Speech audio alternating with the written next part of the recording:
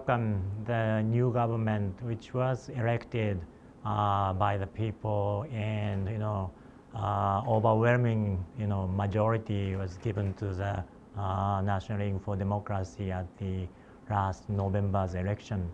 So we are very much also exciting, like Myanmar people, to assist what the new government is doing in this country for sustainable development and for the poverty reductions.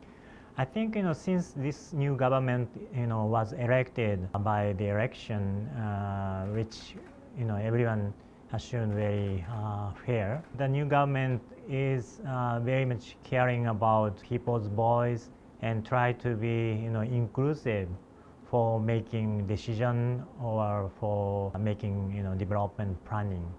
So we have to also very much care about people's voice.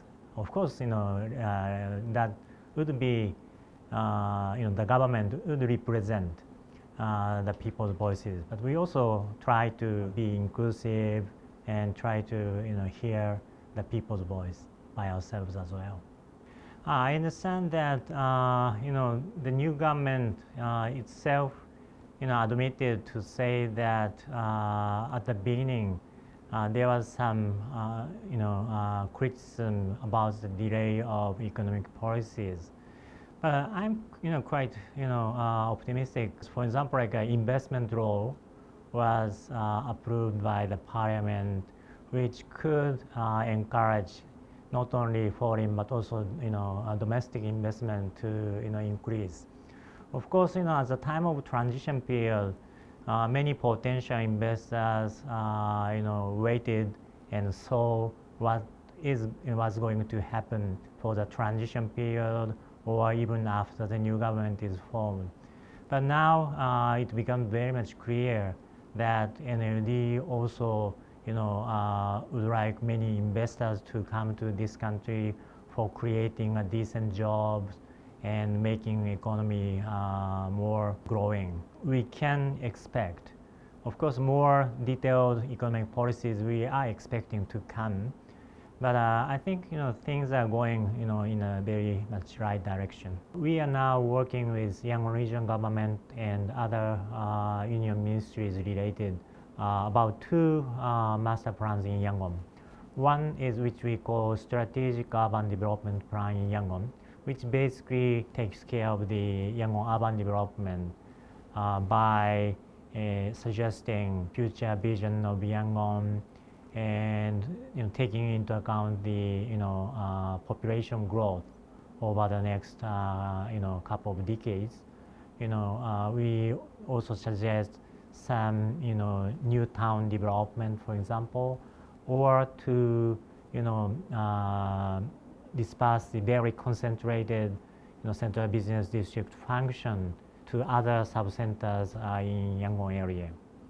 And another master plan we are now working with the Yangon regional government and others is about the urban transportation. After we assisted to make these two master plans in 2013, 2014, condition of the town have been rapidly changed, or several other factors emerged, as well as because of the forming of the new government, the policy of the government has been also changing, and that's why we decided, based upon the discussion between the two countries' leaders, to update those two master plans.